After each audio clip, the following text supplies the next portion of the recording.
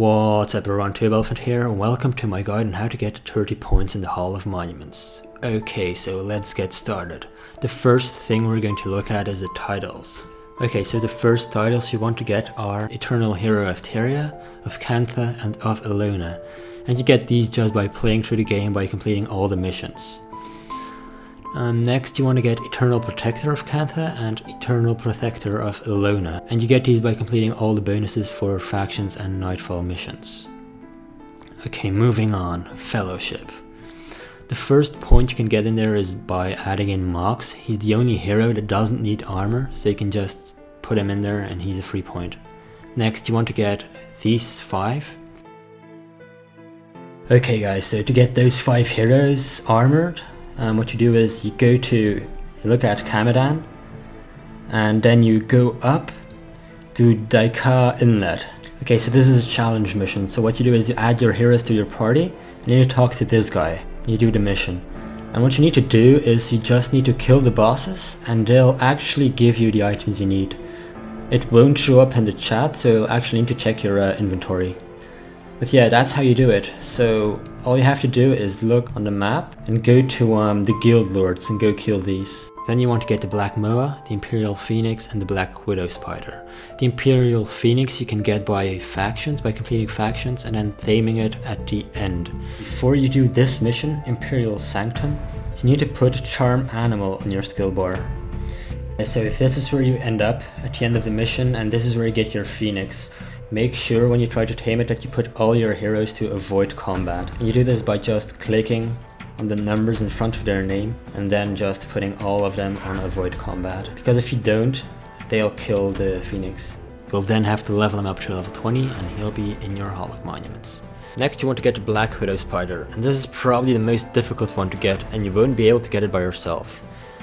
If you look at the description of the video, you can find some links to the wiki on how to get the spider. But like I said, this is the hardest one to get, so you'll more than likely need some help from someone who knows their way around in the underworld, which is where you can get the spider. Next we have the Black Moa. Okay guys, so there are 2 ways of getting the Black Moa. There's a short and easy way and there's a long way. And as you can see, you need to finish factions first before you can get the Black Moa. The long way requires you to do a few quests in which you mainly have to run all over the place. In the description of the video you can find a link to the wiki which explains you what you need to do. And the quest is called the Beak of Darkness. Okay, so the easy way of getting Black Moa is by asking someone who already completed the quests to help you out. All you have to do is let that person be the party leader and then you ask him to go to Ferndale and follow this map. Again, make sure that you have your charm skill equipped and that your heroes are set to avoid combat. Then you want to get the armor for all the other heroes, and this will cost you about 100k. For the Nightfall heroes you'll need to get 10 Primeval Armor Remnants and they cost about 5k each. And for the Eye of the North heroes you'll need to get 10 Cloth of the Brotherhood, and they also cost about 5k each. Next up, Devotion, and this is where you put all your miniatures, and this will actually cost you some money. You want to get 1 unique miniature, 1 rare miniature, and 28 common miniatures. So let's take a look at which miniatures to get. Starting with the first year miniatures, you want to get all the white ones. Make sure that you never pay more than 1k for any of these. Next you want these 3 purple miniatures. They'll cost you about 5 to 10k each. The last miniature you want to get from the first year is Prince Rurik. He's actually a rare miniature and he'll cost you about 25 to 30k. Moving on, you want to get all the white miniatures from year 2 and they go for about 2 to 4k each. Next are the year 3 miniatures and these will cost you about 5 to 10k each. Okay, so if my math is correct, we're at 28 miniatures now and we're still missing a unique miniature. So that means that we need 1 more common miniature, and I suggest buying a common miniature from year 4 and this will cost you about 10 to 15k. Okay, so we've got 29 miniatures now and we're still missing our unique miniature, the Black Moa chick. I've put a link to the wiki in the description on how you guys should get this miniature. A tip I can give you is to just buy the honeycomb from another player, as it will only cost you about 500g. Also, when you've acquired all the items, try to find someone to help you with Sorrow's Furnace. It can be difficult if you haven't done it before. Okay, so once you've got the unique miniatures, you'll have all the 30 miniatures you need. And in total this will cost you about 160k. Next up are the armors. You want to get the Elite Canthan Armor, and you can get this in Kaining City. And then you want to get the Elite Luxon or Kurzik Armor. And I suggest getting the Luxon Armor because it's cheaper. And these are PvP armors, so you need to get 10k faction with the Luxons or the Kurziks before you can buy this armor. Then you'll want to get the Ancient Armor and the Primeval Armor, and links to where you can get these are in the description. Now you'll need one more set of armor, and you can either get the Asuran Armor, the Norn Armor, or the Monumental Armor. And in order to get any of these armors, you need to be rank 5 with their faction. Getting rank 5 is easy though, you'll just need to make sure that when you play through Eye of the North, you have your storybook with you all the time. And once you finish Eye of the North, you can turn in your storybook to the faction which armor you're going to buy, and you'll be rank 5. If you don't know what a storybook is, don't worry, I'll explain this at the end of the video. Now you've come to Valor, which are the weapons, and this is where you'll get your last 3 points. And what you need to do is buy one destroyer weapon, and they go for about 60k each. Then you want to get an oppressor weapon, and you can actually get this for free by just playing through the game. What you need to do is complete a quest chain called the War in Kryda, and you can start this quest in Lion's Arch once you've completed Eye of the North and Prophecies. Before you start this quest chain, I highly recommend doing the quests Asuran Allies, which will take almost no effort whatsoever from your side, and the quest Eben Vanguard Allies, for which you'll have to buy some items from other players.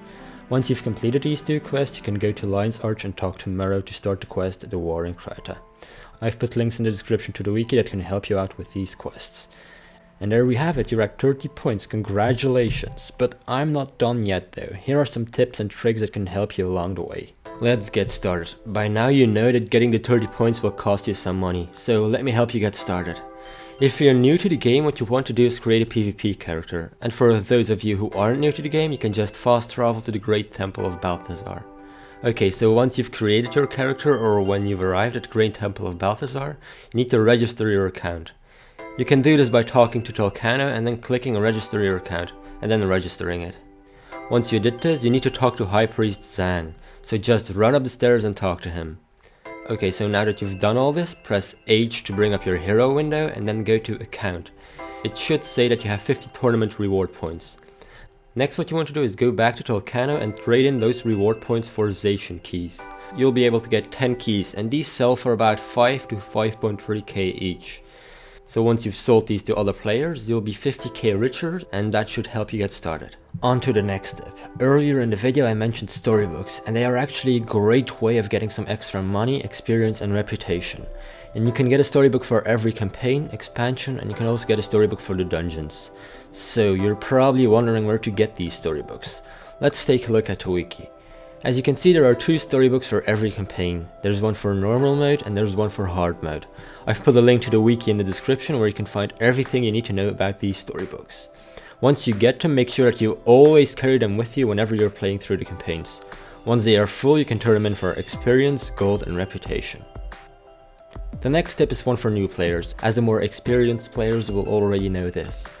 Guild Wars 1 doesn't have an auction house, and this means that you have to spam the trade chat in order to sell your items. The best place to do this in is Camadan English District 1, and that's where most players sell their items. It's called Spamadan for a reason. However, to make your life a bit easier, there's a website called Argosoft. I've put a link to the website in the description, and once you're on the website, you want to click the GW Estimator link.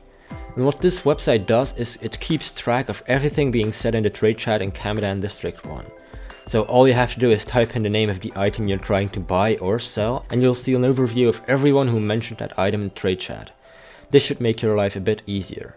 Okay guys, we're almost done. I want to finish by saying that this guide is what I think is the best way to get to 30 points, and I know that there are different ways to get to 30 points, which include getting 5 more titles, including Conqueror of titles. But in my opinion, getting 10 more mini-pets is faster and easier.